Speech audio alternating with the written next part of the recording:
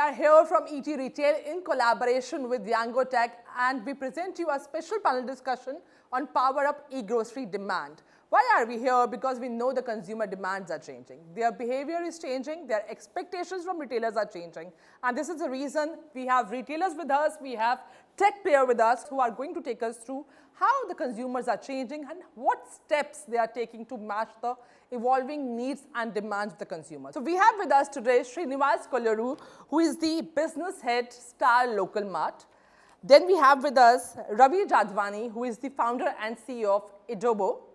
We have with us today Manan Gada, who is the director of Society Stores, Anil Manan, CIO of Lulu Group, and Yevgeny, who is the COO of Yango Tech. Welcome you all to a special panel today. Thanks for having us. Yeah. So we'll start with you first. We want to understand, Srinivas, how the consumer demands are changing. How is it propelling the retailers to become omnichannel? And have retailers become true omnichannel here in India? Or is there still a gap in between? In recent days, post-COVID, the consumer buying pattern is completely changed. They wanted instant delivery. They wanted to buy as much as possible. Why? This is because, as of now, today, 87% households in India are going to have an internet connection by 2025. And this e-commerce business is being projected by somewhere $325 billion as per NVSet India. And it is going to be completely a different channel together. I see this is a different channel. Some of the retailers, they feel they may have a threat because of this channel, but I don't see this is the one upgradation in the distribution strategy. But being a food grocery retailer, I strongly acknowledge this channel is an important. We are working towards understanding the consumers, because a lot of personalization can be done through this. In case of food and grocery, it is not possible, but in online, it is very much possible. We know what is a buying pattern. We've been doing different practices to understand the consumer, because it requires to become a brick and mortar store to online store. So current facilities may not be adequate what we have, then we have to adopt the new technology. Nothing but an app is required or WhatsApp business is required, then assortment to be different. In case of both the channel, this assortment, online assortment will be much better, because you need not to maintain inventory in terms of, in case of online. Whereas brick and mortars, you have to maintain physical inventory, it will be concerned to the management. The third thing, if you have a proper delivery system, I think you can set up this. In India recently, open network digital e-commerce, one in the central government initiative has been initiated. And this is helping lot of food grocery retailers to come onto the platform and sell the product. I always see this online business supports to my business growth and to understand better, so that it helps me to do different customer engagement programs, so that I can do much better. So end of the day, whatever we do to meet our projected plans or estimated revenues. Would you like to add something to it? So previously what we have seen in online, we just have to be very quick in collecting data, and we just collect reviews, ratings, that's it. But this is not the end, I believe. So it has to be 360 degree, completely 360 degree, not just collecting reviews, not just collecting ratings. So explicit is one part and implicit is the other part. Reaching to the customer, understanding the customer through comments. Nowadays, I think so most of the customer talk to comments rather, just putting your star rating. I have not seen it. In fact, let it be any customer, you ask them a comment, you try to push them, like, nudge them through in-app or might be offline.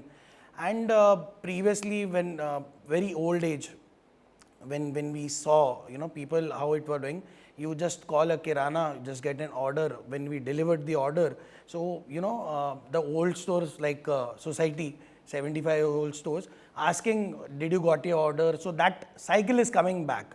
So you have to touch the customer again. If you don't touch the customer again, you lose it. And yes, competition is everywhere.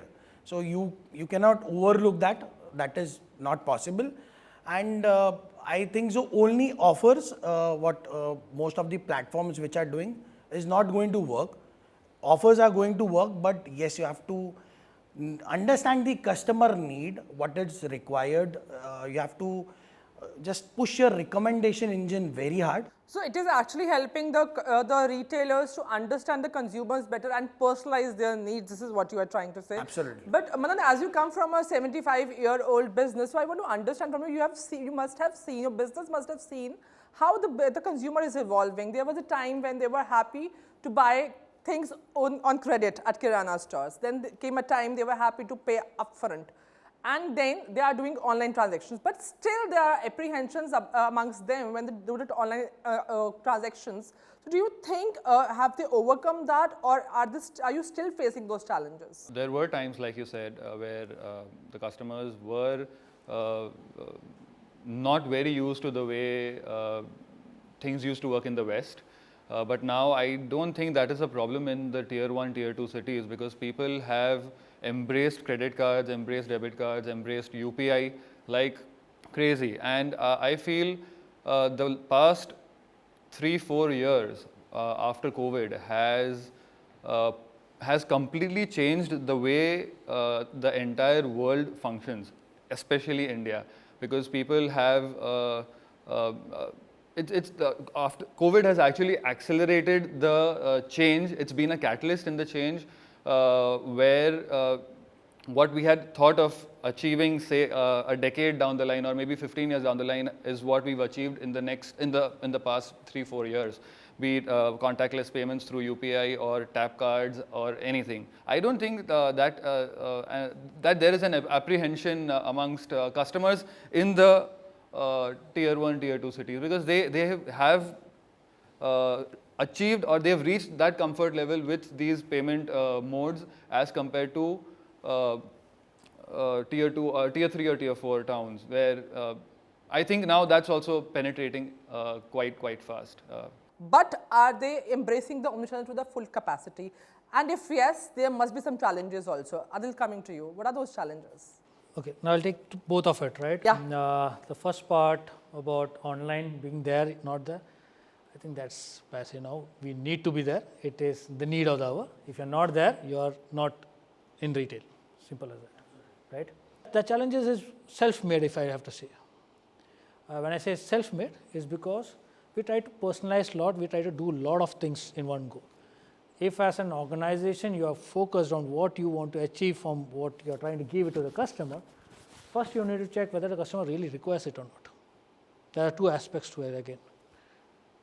Do you want to build a culture, or do you want to go with what your customer is talking about? Here we are somewhere in between that. And So that is where the data is required, actually. That's where we are now somewhere in between of it. Do I give what he requires, or do I build a culture for myself? So I am the pioneer of around that. With this food, I think we experimented a lot. Now we are somewhere near to perfection, and that's where the DIY is coming into the new generations, and it's going to pick up. And that's going to be challenge. That is going to be challenge. Like when I prepare something, I may take X number of things. As you rightly said, culturally we want to go back to our roots. So, Yevgeny, I want to understand from you whatever everyone talked about right now. I want to understand, is going omni-channel easy for retailers? Are there challenges? What are the challenges that you have learned about being in the industry, and how do you overcome them? I think that's extremely hard in reality to go omni-channel, and especially when you go in competition with, as I mentioned before, with venture-backed companies, and that actually enables our existence as the technology provider, because this is complex. And retailers are great in what they've been doing for decades, for generations, like in many cases, and it is extremely hard game. Now, can they instantly become technological companies? Can they understand all the complexity and compete head to head with the companies which have hundreds of developers and immense marketing budgets from their capital partners, right? this is quite a challenge. And of course, like the large corporations, large retail chains, they probably have the capital. It's still questionable whether they have the expertise to build something like this. However, for the medium-sized players, right, that becomes a much bigger challenge. And you guys mentioned now about collecting the data and the personalizations, right? And processing all of these and making considered decisions based on that. And Anil correctly mentioned, like, is this something that customer wants? And also, is this something that we are doing going to impact our financial performance, right? Or is that nice to have feature which no one needs and is not going to change? And I'll give like a few examples here, right? So, for example, the recipe boxes, or where in the app you can choose the certain dish and it straight away fills up your basket with all the ingredients, right? It's a rather complex feature to execute, to be honest, right? We have it, that's why I know. And what is the impact, how many users are actually going to use it, and how much it is going to increase, let's say, average basket size, and how much it's going to impact your financial performance, the P&L at the end of the day. And of course, we do have the answer, and I would not really say that this is the most impactful feature. However, the thing like where you can share the basket in between your family and friends, right? Is that something useful for India? Is this something that is going to increase the average basket? Now, well, I'll going to give a spoiler. That's like a killer feature for the emerging markets, of course, because now you can build a much bigger basket, improving your unit economics, and you are straight away making the delivery accessible for people who otherwise would not access it. And also it adds the element of like kind of the game to the people who are doing this. And like this, there are hundreds and thousands of features, just like in your retail game. You've been developing instruments and tools for the conventional retail for decades. And the same thing happened for the online world already. The only thing is that if the company wants to be in this field, it needs to have all these tools, well, if not from day one, then definitely from day two, to stay relevant. And here comes the question, how do they build this? How do they enter? How do they compete there? And like, I mean, I'm very curious to hear the opinion of representatives. If you don't mind me asking, though, yeah, sure. How you guys being in the game, what tools do you use, and how do you actually practically solve the problems? Where do you find the technology? Do you build it yourself? How do you choose the partners? I'm really curious to hear from you. How do you solve that? So I just want to add two parts. So one to answer your question and second to answer your question. The challenges, that's a very simple challenge out there. If anyone wants to go online or want to get omnichannel, the challenge with the industry is to articulate what they want. That's the real challenge. It is not about tech, it is not about other things. If I have to go online, I mean, say for example, I'm not an online presence and I'm not an omnichannel, I really have to articulate what sector of online I have to go, because it's a massive space there.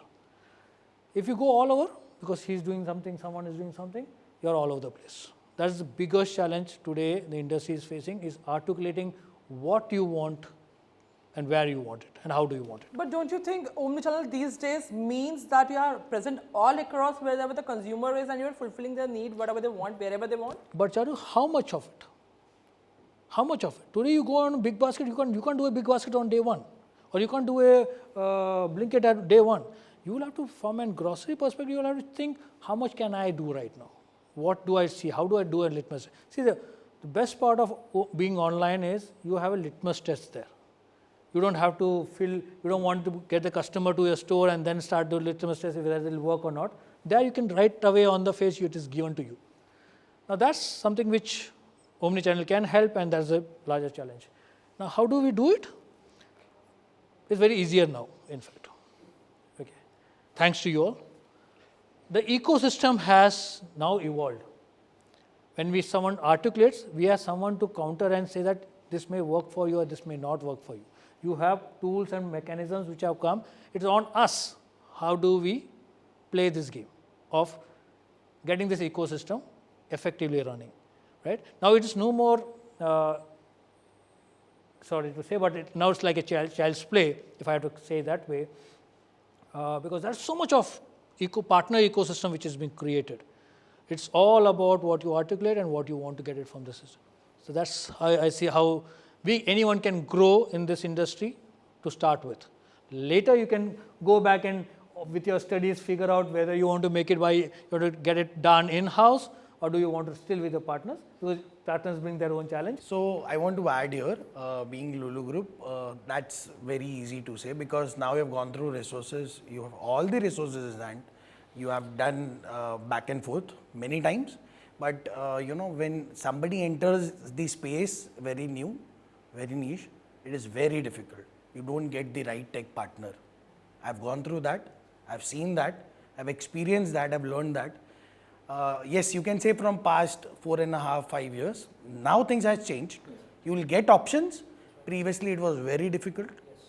And whatever you do, try to build, what MVP I created, I'll tell you, I am just able to implement only 60% of that till now in 4.5 years. It is not easy to get right resources. That is a very painful point. Just to add on to that, and in fact have a different thought, suggestive or recommendations or whatever you call it, is from an aspect saying that, and I'm not talking as the giant which I am, but I'm talking from the industry per se now. As you rightly said, 4 years back, if I have to go to the market and try to figure out, I know 1 or 2 person who will really come and talk to me what I'm talking. If I'm talking A, he's talking A to me. Today, you go to forums, you go to places, thanks to ET and others, you will find so many of them, so many partners, and if you really take a step back and sit there and see, you can actually connect them. But will they work or not, that's a different ball game by itself. I'm not getting into that. That's different challenges, which for sure, from the skill set perspective. But if you really look at, if I'm thinking of, okay, let me do an AI on my customer experience. I see 10 bots, 10 chat rooms, 10 other factors who are ready to integrate with me. Now I have to figure out whether my website will be integratable or not, because I'm sitting on some legacy systems. That's the scenario. The scenarios have complete change, right? That's what I'm talking to. The ecosystem, the core ecosystem of the industry is growing well, growing hard. It's more options are there for us to play around. It's more from our articulation where we want to pull and push. Yes, that's a learning journey there. I'm totally with you on that. That's a learning curve, but the learning curves have now milded down somewhere. I think challenges point of view in any business, challenges are common, has to be there. See, before getting into the online business, we have to define what is our play. Are we, I think especially in today's, I think we have 3 set of omni-channel models: within 1 hour delivery, same day delivery, or 2-day delivery. Maybe it's like within 48 hours delivery. I think we have to define our strategy very clearly, and this is what I wanted to play. I wanted to serve my customer within 48 hours or 24 hours or next 1 hour, next 10 to 15 minutes. If we know our strategy very clear, then we can play accordingly. And nowadays, as you rightly said, roots, understanding the roots, as you said, I think if you know the problem, easily you get the solution. Now, lot of supports are there across the technology side and from the people side. I think we can easily resolve the issues according to me. There's a challenge there with all of us, what we are talking about. It has to be there. Yeah, what we're talking about is, we're talking about tech, we're talking about articulation, you're talking about business. We have to come to skill set, and that's where all of us stop our bug. To get the right skill set is now becoming a challenge in the industry. But I've understood that it's easy for conglomerates like Lulu Group to go omni-channel, and whereas the standalone retailers are still struggling with it. I want to understand there is an ecosystem which is developing, right? There are many partners which are out there. Brands are ready to go omni-channel, consumers are expecting them to go omni-channel. But the thing is, how do the retailers select who is the right partner for them? What qualifies for you that's saying, yes, this is the right partner, I want to go with them because they fulfill my needs or they match with my expectations? they are actually doing what we actually want to do? What is the criteria like? In that, again, but I'll have to go back to saying that it's pure articulation of what you need. What you're looking at now, partners, is a partner who will not say, I say A, I get A. He's telling me, you know what, I come with A plus, why don't you have a test on that? That's why then I start evaluating, because everyone has A. It's no rocket science. Like with Yango, they will come up with 4 extra features for me, like he was talking about 4 extra features for me where the family can work on. That works for me. Now that's not everyone thinks about. That's not a thought process. So partners who can grow with us or can show us directions may or may not work for us is a different ball game. That's when you come together and say that, you know, my culture, my partner, my customers work and their need is so much. Giving this may or may not work for them. But yes, we can always test it and come back to us. So your innovation place is where your game lies and how much your partner can work with you on that. So this is, So adding to that, the partner obviously plays a major role, but understanding the Indian retail market and the customer and the changing customer needs, the complexity with which the ease of implementation of a new system or a new method should be as simple and easier so that it does not create problems in operations. So the partner, the tech partner that any grocer deals with has to understand that rather than making operations difficult, the operations should become smoother and easier. That's what systems are for. And making and helping the retailer to ease and smoothen the operations is what a partner should also focus at, rather than just coming up with new features, new technologies which tend to make things difficult at the retailer's back end. So we have heard this from the point of view of the retailers. I want to understand from the point of view of a service provider. What criteria do you see while selecting a retailer that yes, this is the right person I want to, or the right brand that I want to give my services to? Yeah, that's a great question. Thank you very much for asking. And as our business model is essentially pay as you go, right? So the old school system, the like SAPs and Oracles of this world, they would have like the massive upfront fee. And at the end of the day, I mean, as in some of the technological communities, people say that there are quite a lot of technological integrations and implementations. There are probably more of them which didn't go right than ones which went well. And you essentially said a very important point that our job is to remove complexity and remove risk from you guys. And unlike the other super profitable industries, retail is a single-digit EBITDA business, right? So now we as technological provider, we actually share quite a bit of risk because we partner on pay-as-you-go basis rather than on the. We do have implementation fees, of course, but it's nowhere near the massive fees which the conventional technological providers request, right? So in this case, we look at the company which we partner with and we estimate the potential of growth of this company. And for us, it is important what is going to happen with this business in 5 years from now, in 10 years from now.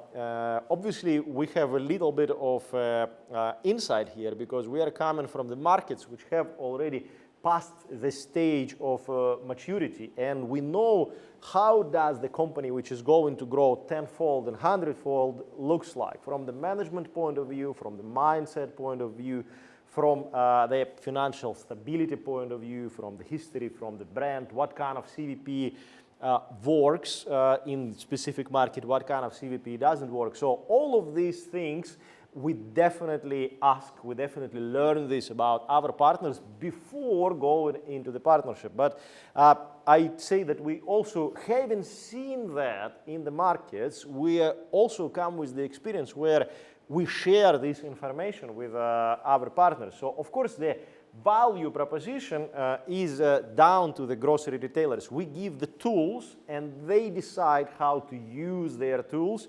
And they decide on their strategy because they're professionals, obviously, in this field. They are living here, they know it, they understand. However, it doesn't hurt for us to share and say, look, this is how this business model works, this is what tends to happen, this is what happened in Colombia, this is what happened in the UK, this is what happened in Saudi Arabia. Seems like there is a pattern here. So maybe in your financial model, in your growth projections, those things are applicable and it makes sense to do something like this. And then when we combine our international experience with their local expertise and superpowering them with the cutting-edge world-class technology, that's what enables that exponential growth, and that's what opens up the markets. And there's when the magic happens. Exactly, yes. So I want to understand from you, Anil, because you touched upon the personalization part, I've seen the brands doing excessive personalization or maybe excessive customization. What ethical practices that the businesses can follow to actually be omnichannel, be personalize the needs of the consumers, but don't overdo it? How can it be done? Very relevant, and I always, from the time personalization has come in and when I've been working in it, I always tell my team that there should be a limit to it. How much can you get into? So what we try to do from a personalization perspective is first try to bring in the framework, right, of how far should we go at this point of time with the data which we have. Do we really want to get to that level of personalization? Once you mark that, there's a complete governance happening with the stakeholders. The operation may feel that we need to go that extra mile, but marketing may not feel it, and there are multiple stakeholders to it. While doing that also, we are also going as we say, the customer is what we are looking at, or the customer experience is what we are looking at. We make them accountable for that, or we get them data ownership. So customer is in that frame where they can own their own data. Do Anil see this part of the data, or do I don't give him this data, or this channel takes this data, or this channel won't consume the data? So all of that factors are taken into consideration first. And then, as I said, that's a governance mechanism which is going on. And obviously the hit ratios and others will always tell you how good that promotion or how the personalization go. The good part for us is that while we are on all these channels, there's a lot of customer enrichment which is happening. So I know Charu in multiple forms, multiple portfolios, but I know her core, what excites her. So we keep the core running always, right? And then we move ahead step by step saying that, okay, we tested list merge and whether it works or not. While doing so, we are also making sure that Charu has a transparency on how we are using her data, right? That is a key to us. That brings in trust to the brand. That makes sure that, it is okay to be spoken to in the way we personalize and with the way we send across messages and notifications. So that is something which is way too key in today's world when so much of data is being all over the place. You build in trust, you bring in transparency, you give a data ownership to the customer of what to be done and how it should be done. With DPTP and everything coming in, I think that's somewhere coming into the industry. As of now, most of the retailers are collecting contact number or contact name. That's all they are collecting. I don't think so they are collecting anything data. But to understand the consumer behavior, there are a lot of ways to find out the consumer behavior. For an example, if you take any particular category, oral care category, so you can do a lot of analysis by just standing there. You can understand the consumer behavior. You already have customer data and what he purchased. I think with these two approaches, I think we can define the strategies to come up the solution for the problems or moving to the next level, growing in the category, we can do that. So just to add, sorry to interrupt you there, but Charu, the biggest one is, and what is missing largely, and while we all talk about it, is customer listening or feedback listening or the observation listening. That we are doing. We have mechanisms to it, but are we really acting on it? Is where you said, where do you stop your personalization? That's where we stop our personalization. If you heard your customer well, you listen to your customer well, you will know how much to go ahead. We were having a conversation on a small conversation of one of the customer behavior. And do we really want to address that? Or is it going to bring a different culture? That's where you go and stop. And so make sure that your customer listening is at the forefront of. So in short, like the journey is what you create around the corner, to reach to your customer.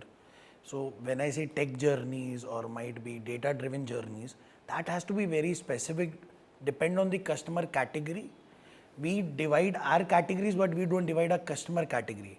So the customer also has to be put into a category. So that we have started just doing it. What exactly customer needs. When Srinivas was talking about basically, correcting data, looking like, so I think so that is not needed now. AI is there, so it can help us, improvising moreover. And you can, in fact, there are multiple, tools which can help you in defining the same online customer as well as the offline customer. Is that customer rotating around the, complete store, what he's trying? In fact, just touching the heat maps on the app, I think so that's not enough. You have to touch the heat maps on the floor also. That is where, which is more important. You can see where customers are standing, which rack they are standing. Is that particular rack carrying the right product or not? Might be they at a shop or whenever they enter it. So there is a particular section or an area where most of the customers get collected all over the day. So I think so you target there where you can upscale the product and you can sell it. So that is what gives a different approach. I think the element which we are coming to and where we are boiling into is the customer data platform, if I have to call it that way, CDP. And we are talking about the golden record. Previously, we had it in silos. Today, we have it in a single location, and we are trying to enrich that particular. So, as I said, Charu as a portfolio is standing there. Now, I'm enriching her from a real estate perspective, from a retail perspective, rightly said, brick and mortar perspective, and online perspective, and also any other kiosk or any other touch points or any other collaborations which we have. Whether now data exchange and everything has become more, they are under scrutiny for sure, always, but it's become more legitimate at a point of time. So I think that's where we are coming to the golden record of a. But somehow I feel if for a grocery perspective, I feel the better personalization you give to the customers from a strictly grocery perspective. So in most categories in the grocery perspective, a customer would love to get personalized offerings or suggestions from an offline store or from an online platform. And I think that would definitely make a lot of sense for the customer where he or she is enjoying a great experience, be it an offline store or an online store. And it's not just that, but it also helps increase the ticket size or the average bill value of that retailer, again, online or offline. So I think personalization would matter a lot. And if you consider, say, if you have something new to offer to the customer, I would say we should definitely think of pitching it to the customer that, hey, you purchased a chocolate last week or last month, and this is something new that we have come up with. And I'm pretty sure the customer who is inclined to certain purchases, certain categories, I'm pretty sure they would respond positively. But somehow I feel if a consumer buys it online and it goes offline to your store, then you make the recommendation, and then only it makes sense. It makes sense both ways. Yeah, so offline stores, obviously you have your staff to help the customer. But that is what being true omnichannel means. Exactly, yes. So that's the beauty of it. Your omnichannel presence is, you're there for the store, for the consumer and the customer physically, and you're there with them online, you're there with them on phone, you're there with them on WhatsApp. Basically, an online platform is just another touch point for a customer. It is just an enabler to get you that order, which earlier used to be on phone, on WhatsApp. It's just another mode of placing an order. And I think it's a great way to move ahead. That's somewhere developing the trust, Yeah. Brand trust. So what happens usually when your store is next door or might be a kilometer away or whatever you say, you have that trust, you're going to get the right product. So that mentality is not going to change for certain of years. We spoke about that. So that is where actually omni-channel is giving you a trigger. Where in our case, we're trying to convert offline customers to online. That is what is happening. You know, you come to the store, you understand the concept, you see the things, what are you going to get it, and you can just, you know, order from your doorstep. So that is where is changing up. Perspective there is to when you make a brick and mortar store, you're investing and you want the customer to come and experience that part of it. Plus, obviously, there is the business growth and so on and so forth. As rightly said, at the online portal, it's more of a saying that you brought a chocolate today, you may like this. Now that may is where we are testing it right on the front on the online channel. If it really works, as I rightly said by you, it comes back to your shelf, it sits onto my shelves, right? It is occupying some space. I want actually the customer to walk in at the end someday to my store and say what I've invested in and what my experience I'm trying to give out there. It's what I think is driving this whole omni-channel piece of it. So you have understood the consumer expectations well. My last question is I want to understand from you, how do you think their expectations from the grocery retailers are going to change in the future? How are their demands are evolving, and how being an omnichannel retailer you will be able to fulfill them? Yes. Big one. The big one. That's the big one. I want everyone to answer, including you, Kenny. And I should start from him because he will give it. He will give the conclusion. conclusion. So that's a big one, and you really can't predict how it will force. See, there are, as I said, there's a core which runs the business. That is going to happen. The pulses, the rice, and the vegetables, and everything will work. Now, what has innovated now, and what DIY is something which I think is going to come up and is in picture and is going to work out. How can you make it an experience? Now, it runs in grocery now is making it more of an experience. You can't take an apple and try to make it something else, right? The apple is going to be an apple, if a drumstick is going to be a drumstick, and so on and so forth, right? How can you make sure that this, as you rightly said, how can you make this experience count? When I go, make it easier for the customer and the operation team to work that out and be there at that point of time. And so if Anil is walking into a store, the drumstick is saying that, I go there, I buy, take it, and I walk out. Can you make this experience seamless for me? The same experience when I'm online or I'm standing there, today what happens is, you go to a grocery store, Mom, or what is the pulse which we brought last time? What is the thing which you get? And all of that discussion happens. If it is online with me then and there itself, right? Mom knows you and mom are chatting right away on that screen. Mom is adding to your kitty there, and you're looking, okay, you buy it and you see the qualities and so on and so forth. Because we are Indians, we'll still hold and watch and feel it, touch and feel is there. We'll take it. Now, can I do this without being too on the phone and trying to pick up something? That is something which we should be looking at. So it is the near future. Now you tell me what's future? That's too much to ask for at this point of time. So just adding on to with the customer experience, with the customer journey and the customer delight, I feel it is also equally important for us to ensure that the platform is easy for the retailer to use. It eases out on the operations end, and it is scalable and it is sustainable. The whole model of going omni-channel from an operations point of view also should be sustainable from a business angle as well. And I feel if you have the right strategy and the right model in place, the right product mix and the right sets of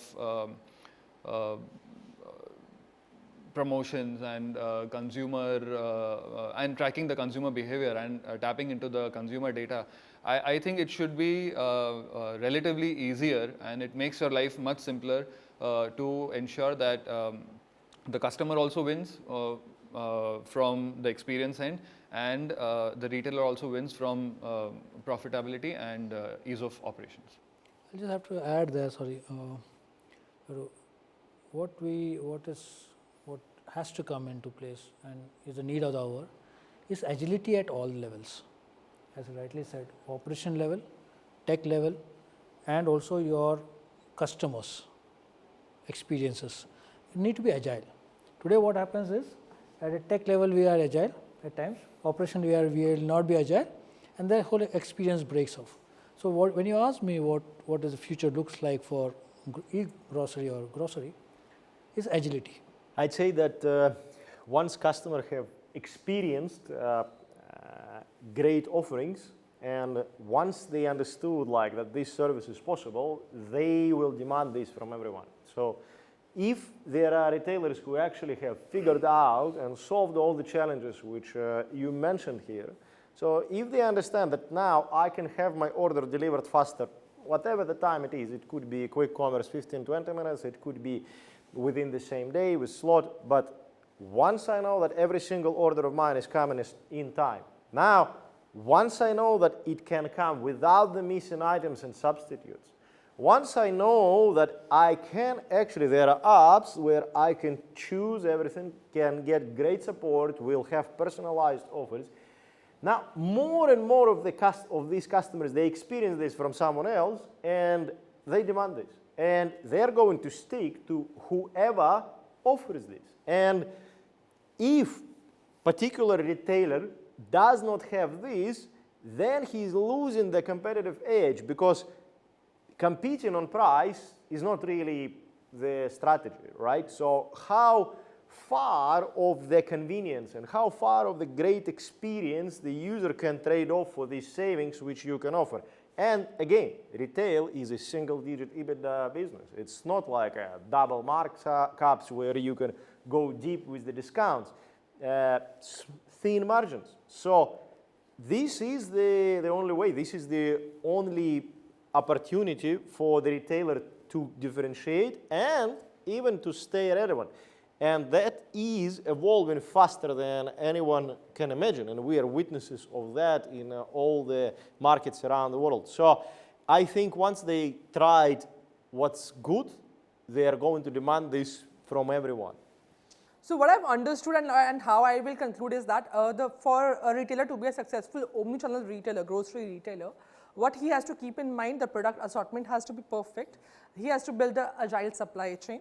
He has to give personalized recommendation to the consumers and have a perfect tech partner. Yeah, this is what we discussed. Yeah, cool. Thank you so much for being with us today. It was wonderful having you. Thank you. Thank you. Thank you. Hope you also enjoyed it. Thank you so much.